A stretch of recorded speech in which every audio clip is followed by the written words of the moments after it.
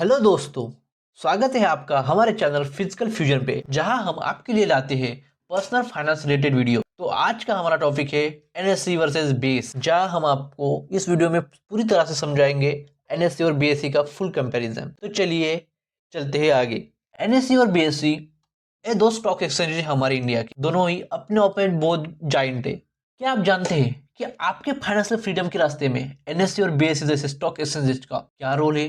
Imagine कीजिए, आप एक ऐसी जिंदगी जी रहे हैं जहां पैसे आपके लिए काम कर रहे हैं, आपका पोर्टफोलियो सडनली ग्रो होता दिख रहा है। जरा इमेजिन कीजिए। लेकिन एक गलती, सिर्फ एक गलती आपके पूरे सपनों पर पानी फेर सकती है। बस आपको वही गलती नहीं करनी है और सही डिसीजन लेना है। तो सही डिसीजन कैसे ले, इसके लिए आप हमारे साथ इस वीडियो में जुड़े रहिए। तो चलिए जानेंगे हम एनएससी और बीएससी को पूरी तरह से। शुरू करते हैं बेसिक से। सबसे पहले एनएससी। एनएससी मतलब नेशनल स्टॉक एक्सचेंज और बीएससी मतलब बॉम्बे स्टॉक एक्सचेंज। ये दोनों ही इंडिया के दो सबसे बड़े स्टॉक एक्सचेंज है। और इंटरेस्टिंग बात यह है कि दोनों ही अपने आप में यूनिक फ्यूचर है, अपनी एक अलग स्टोरीज, अलग स्ट्रेटेजीज है। लेकिन सवाल ये आता है कि कौन सा बेहतर है। तो अगर दोनों एक्सचेंजेस इंसान होते तो एक सोफिस्टिकेटेड बिजनेस टाइकून होता और दूसरा थोड़ा सा स्ट्रीट स्मार्ट एंटरप्रेन्योर होता। तो जानिए, हम इसकी हिस्ट्री के बारे में जानेंगे, इसका बैकग्राउंड जानेंगे और इसका इंपॉर्टेंस जानेंगे। बीएसई इंडिया का सबसे पुराना स्टॉक एक्सचेंजेस है, जिसकी शुरुआत 1875 में हुई थी। वही एनएससी बीएससी की कंपेटिटिव में बहुत यंग है, स्टेब्लिश है। एनएससी की शुरुआत 1992 में हुई थी।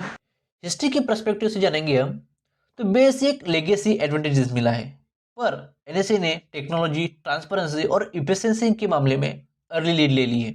अगर आपको यह हिस्ट्री लेसन सुनकर ऐसा लग रहा है कि बीएससी तो पुराना है, ज्यादा भरोसेमंद होगा, एनएससी तो मॉडर्न है, ज्यादा इफिशिएंट होगा, पर क्या ये सोचिए, जरा रुकिए, आगे की पॉइंट सुनिए और अपना डिसीजन लीजिए। नेक्स्ट पॉइंट है ट्रेडिंग सिस्टम और प्रोसेस। एनएससी ने इंडिया में इलेक्ट्रॉनिक ट्रेडिंग की शुरुआत की है और इसे ऑटोमेटिक सिस्टम को जरिए नया डायमेंशन दिया है। वही बीएससी ने अपने पुरानी लेगेसी सिस्टम को भी मोनेटाइज कर लिया है। लेकिन अगर आप कंपेयर करोगे ट्रेडिंग स्पीड से, तो एनएससी ने बहुत बड़ी लीड ली है। मतलब एनएससी आज भी बीएससी से बहुत ज्यादा आगे है ट्रेडिंग के मामले में। अब आप सोचिए कि मार्केट तेजी से मूव कर रहा है और आपको ट्रेड फंक्शन में ट्रेड लेना है, तो क्या आप वहां लेंगे जहां ट्रेडिंग स्पीड कम है, और आप क्या वही लेंगे जहां ट्रेडिंग स्पीड ज्यादा है? आप स्मार्ट हो, आप जरा सोच के देखिए। तो हमारा नेक्स्ट पॉइंट है इंडेक्स कंपैरिजन। एनएससी का बेंचमार्क इंडेक्स है निफ्टी और वही बीएससी का बेंचमार्क इंडेक्स है सेंसेक्स।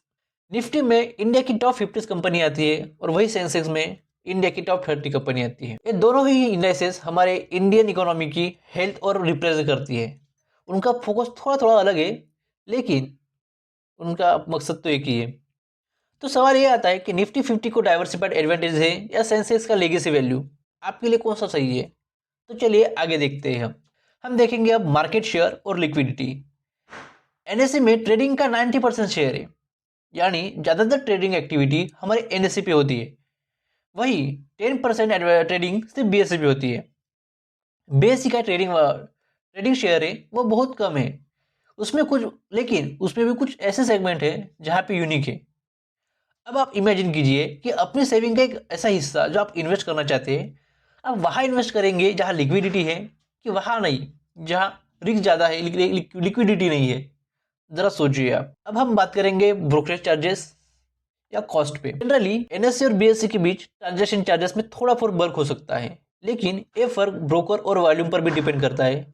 कई इन्वेस्टर तो ट्रेडर्स ये छोटी छोटी कॉस्ट सेविंग करने में ध्यान रखते हुए जो लॉन्ग टर्म में बड़ा डिफरेंस ला सकता है। कई लोग तो ब्रोकरेज चार्जेस को देखते समय इतने सावधान रहते हैं कि उन्हें छोटी छोटी अमाउंट भी सेव करने लगते हैं, क्योंकि वो अपने फाइनेंशियल फ्रीडम के रूप में, फाइनेंशियल फ्रीडम के रास्ते में छोटी सी रुकावट हो सकती है। अब सवाल तो यही आता है, इतने सारे पॉइंट हो गए, लेकिन हम किसे चूज करें, एनएससी या बीएससी? अगर आप एक एक्टिव ट्रेडर हो और आपको लिक्विडिटी चाहिए और स्पीड भी चाहिए उसके साथ, तो आप एनएससी में ला सकते हो। वही आप लॉन्ग टर्म इन्वेस्टर हो और आपको लेगेसी वैल्यू और डाइवर्सिफाइड स्टॉक चाहिए, तो आप बीएससी पर ध्यान सकते हैं। लेकिन ये पूरा आपका फाइनल नहीं है। आपको अभी भी एक फाइनल सीक्रेट बताना बाकी है, जहां आप अपना सही डिसीजन ले सकते। फाइनल डिसीजन ये है, आप चाहे एनएससी चुनो या बीएससी चुनो, आपको बात सिर्फ एक बात को ऊपर रखनी चाहिए, वो है फाइनेंशियल डिसिप्लिन और स्ट्रेटेजी। इन दोनों को आपको सबसे ऊपर रखना है। राइट नॉलेज, राइट टाइमिंग और पेशेंस, यही वो एलिमेंट्स हैं जो आपको फाइनल फ्रीडम दे सकते हैं। क्योंकि इस फास्ट मूविंग मार्केट में देर करने का मतलब है अपॉर्चुनिटीज को खो देना, क्योंकि आप जो सीखेंगे वही आपके कल के फाइनेंशियल स्टेटस को डिफाइन करेगा। तो दोस्तों यही है हमारा एनएससी और वीएससी का फुल कंपैरिजन। आपको ये वीडियो अगर हेल्पफुल लगी हो तो आप इसी तरह के फाइनेंस से जुड़े रहिए। अगर आप इसी तरह से और वीडियो चाहते हैं तो इस वीडियो को लाइक कर दीजिए, शेयर कर दीजिए, चैनल को सब्सक्राइब कर दीजिए और ऐसे ही फाइनेंशियल फ्रीडम के सफर में हमारे चैनल के साथ बने रहिए।